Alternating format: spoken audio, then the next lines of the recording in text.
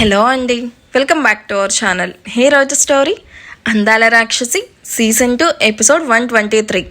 ఇక స్టోరీ ఏంటో చూద్దామా? పదండి వెళ్దాం. మహల్లో నిశ్శబ్దం ఎంత భయంకరంగా ఉందంటే గడియారం ముళ్ళు తిరుగుతూ ఉన్న శబ్దం కూడా ఒక వార్నింగ్లా వినిపిస్తుంది. విండోస్ నుంచి వచ్చే వెలుతురు కూడా బ్లర్గా చేంజ్ అవుతూ కాసేపట్లో ఏదో పెద్ద విధ్వంసం జరగబోతుందేమో అన్న భయం గాలిని సైతం గడ్డకట్టేలా చేస్తుంది. ఆయుష్ తన చేతిలోని గన్ను లోడ్ చేసేటప్పుడు వచ్చిన క్లిక్ అనే శబ్దం విషితా పానిట మృత్యువు మోగించిన గంటలాగా వినిపిస్తుంది. ఆయుష్ మొహంలో ఎలాంటి కోపం లేదు, ఆవేశం లేదు, కానీ ఆ కళ్ళు మాత్రం చింత నిప్పుల్లాగా ఎర్రగా కనిపిస్తున్నాయి. అది ఎలా ఉందంటే వేటాడే పులి తన ఆహారం దొరికినప్పుడు చూసే పులి చూపులాగా ఉంది. విషిత డార్క్ రూమ్లో ప్రాణభయంతో అరుస్తూ ఉన్న తన గొంతులో నుండి వస్తున్న అరుపులు ఆ గది గోడలకి తగిలి అక్కడే ఆగిపోతున్నాయి. బయట ప్రపంచానికి తన చావు కేకలు వినపడే అవకాశమే లేదు.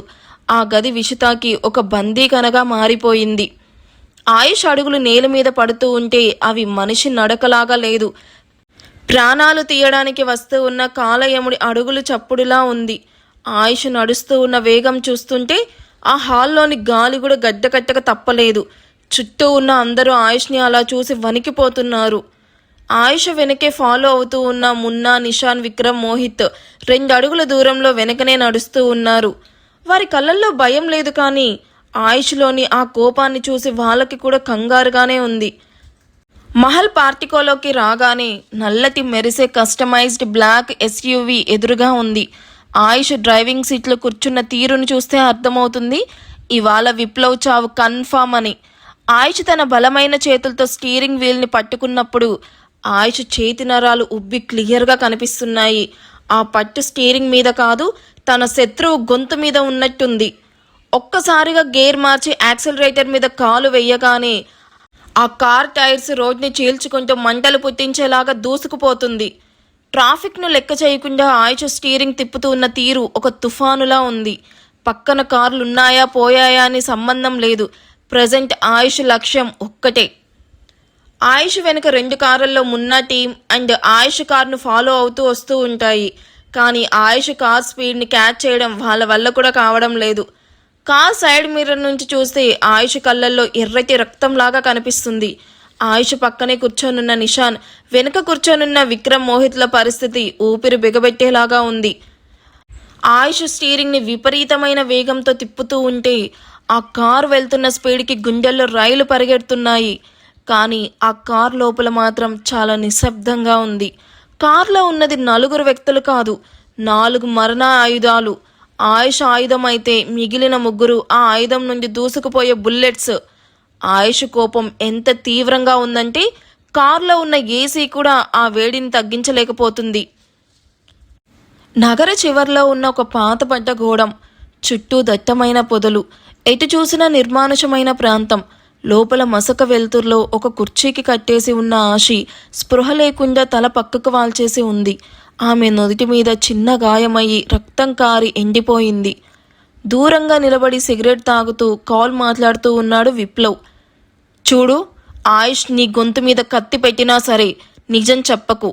తెల్లారేసరికి ఆశీను తీసుకొని నేను బోర్డర్ దాటేస్తాను. ఆ తర్వాత ఆయుష్ తన జీవితాంతం ఆశి ఫోటో చూస్తూ ఏడవాల్సిందే. కానీ అవతల వైపు నుంచి సమాధానం లేదు. విప్లవ్ కంగారుగా ఫోన్ చూసుకుంటూ ఉన్నాడు. సిగ్నల్ కట్ అయ్యింది. సరిగ్గా అదే సమయంలో బయట ఒక పెద్ద శబ్దం, ఎవరో గేట్ని బలంగా ఢీకొట్టినట్టు. విప్లవ్ కంగారుగా తన మనుషులతో, ఎవరో వచ్చారు, వెంటనే పొజిషన్స్ తీసుకోండి, ఎవరైనా సరే, వచ్చింది ఎవరైనా సరే ప్రాణాలతో వెనక్కి వెళ్ళకూడదు. మరుక్షణమే గోడాన్ తలుపులు బద్దలు కొట్టుకుంటూ ఆయుష్ కార్ లోపలికి దూసుకొచ్చింది. కార్ ఆగకముందే ఆయుష్ బయటకు దూకాడు. 2 చేతుల్లోనూ గన్స్, గురి తప్పని తూటాలు. విప్లవ్ మనుషులు ఆయుష్ని ఆపే ప్రయత్నం చేశారు, కానీ ఆయుష్ వేగానికి వారు చిత్తు అయిపోతున్నారు. ఆయుష్ సింహంలాగా గర్జిస్తూ, రే విప్లవ్, బయటకు రా, దొంగలాగా దాక్కోవడం కాదు, మగాడివైతే నా ముందుకి రారా. ఆయుష్ విప్లవ్ ఆశి మెడ మీద కత్తి పెట్టి మెల్లగా బయటకు వచ్చి నిలబడతాడు. ఆయుష్ అది చూడగానే ఆ దృశ్యం చూసి అక్కడే ఆగిపోయాడు. రక్తంతో తడిచిన ఆశి మొహం చూడగానే ఆయుష్ గుండె ఒక్కసారిగా ఆగిపోయినంత పని అయ్యింది. అడుగు ముందుకు వేశావో నీ ప్రాణం అని చెప్పుకునే ఈ ఆశీ ప్రాణం గాల్లో కలిసిపోతుందా ఆయుష్? ఆయుష్ కళ్ళల్లో నీళ్లు తిరిగినా వెంటనే ఆ కన్నీళ్లు నిప్పుల్లాగా మారాయి. నెమ్మదిగా గన్ కిందకు పడేశాడు ఆయుష్. తనని వదిలేసాయి విప్లవ్. నీ పగ నా మీద, తన మీద కాదు. నన్ను ఏం చేసినా పర్వాలేదు, తనని ఇక్కడి నుంచి పంపించేశాయి. చాలా బ్లడ్ పోయింది. విప్లవ్ పిచ్చిగా నవ్వుతూ, నిన్ను చంపడం నాకు ముఖ్యం కాదు ఆయుష్. నాకు ఆశి కావాలి, తనతో జీవితం కావాలి. కలిసి బ్రతకలేనప్పుడు కలిసి చేస్తాం. నువ్వుండగా నేను ఆశి కలిసి బ్రతకలేమని నాకు అర్థమయ్యింది. అందుకే అంటూ ఒక్కసారిగా కత్తితో ఆశి మెడ మీద కట్ చేయగానే ఆశి ఒక్కసారిగా మిస్ యూ ఆయుష్ గారు అంటూ అక్కడే చివరి శ్వాస విడుస్తుంది. ఆశి అంటూ ఒక్కసారిగా కారు ఆపుతాడు ఆయుష్. ఆయుష్ వేసిన సడన్ బ్రేక్కి ముందుకు పడతారు విక్రమ్, మోహిత్. అన్నయ్య ఏమైంది అని ఆయుష్ భుజాలు పట్టుకొని అడుగుతూ ఉన్న నిషాన్ని చూసి ఆయుష్ ఒక్కసారిగా ట్రాన్స్ నుండి బయటకు వచ్చి తనను తాను చూసుకుంటాడు. ఆయుష్ నుదుటి మీద చెమటలు పడుతూ గుండె వేగంగా కొట్టుకుంటూ ఉంటుంది. కార్ లోపల ఏసీ ఉన్న ఆయుష్కి ఉక్కపోతుగా ఉంది. నిషాన్ మాటలతో తేరుకున్న ఆయుష్ స్టీరింగ్ మీద ఉన్న తన చేతుల వైపు చూస్తాడు. అవి వణుకుతూ ఉన్నాయి. ఆ కళ ఇచ్చిన ఇంపాక్ట్ అంత బలంగా ఉంది. అన్నయ్య నిన్నే ఏమైంది? ఎందుకలా అరుస్తూ కారు ఆపావు? Are you all right? Ayush ఒక్క నిమిషం కళ్ళు మూసుకుంటాడు. ఆ కళ్ళల్లో ఆశి అన్న మిస్ యూ ఆయుష్ గారు అనే మాటలు ఇంకా చెవుల్లో మోగుతూనే ఉన్నాయి. వెంటనే కళ్ళు విప్పిన ఆయుష్ కళ్ళల్లో ఇప్పుడు భయం లేదు. బావా వాటర్ తాగు, కొంచెం రిలాక్స్ అవుతావు. No need Mohit. మున్నాకి కాల్ చేసి ప్రజెంట్ ఆ విప్లవ్ గాడి లైవ్ లొకేషన్ ట్రాక్ చేసి అడ్రస్ చెప్పమను. వెళ్తున్నాం కదా బావా, వాడు ఆశని ఎక్కడ దాచాడో మనకు తెలిసింది కదా అంటున్న మోహిత్ ఆయుష్ చూసిన చూపుకి వెంటనే మొబైల్ తీసుకుని మున్నాకి కాల్ చేసి ఆయుష్ చెప్పింది చెప్తాడు. మున్నా వితిన్ 3 minutesలో లొకేషన్ చెప్పగానే ఆయుష్ తన కారును మెరుపు వేగంతో సిటీ వైపు దూసుకొని వెళ్తాడు. ఆయుష్ కళ్ళల్లో ఒకటే లక్ష్యం, తన ఆశీను సేవ్ చెయ్యాలి. విప్లవ్ ఆశీను హాస్పిటల్కి ఎందుకు తీసుకుని వెళ్ళాడో తెలియగానే ఆయుష్ మొహం మీద క్రూరమైన నవ్వొస్తుంది. తన ఆశీకి అబార్షన్ చేయించాలని చూస్తున్నాడన్న నిజం తెలిసినప్పటి నుంచి ఆయుష్లోని మనిషి చచ్చిపోయి ఒక రాక్షసుడు నిద్రలేచాడు. హాస్పిటల్ వెనక వైపు ఉన్న గ్యారేజ్ దగ్గర ఒక అంబులెన్స్ వేగంగా వచ్చి ఆగింది.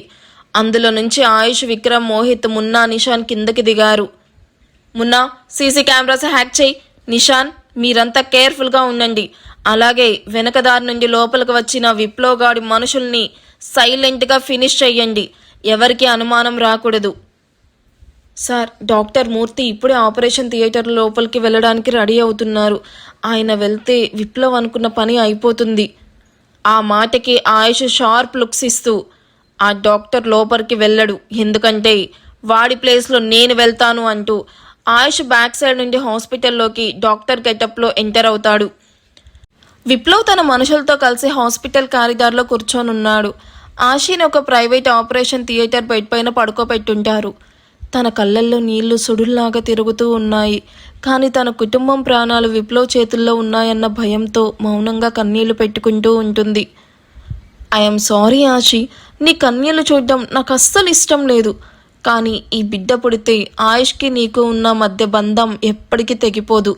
అందుకే ఈ బిడ్డ అని అడ్డును తొలగిస్తున్నాను. డాక్టర్ వచ్చాక జస్ట్ క్షణాలలో అంతా అయిపోతుంది.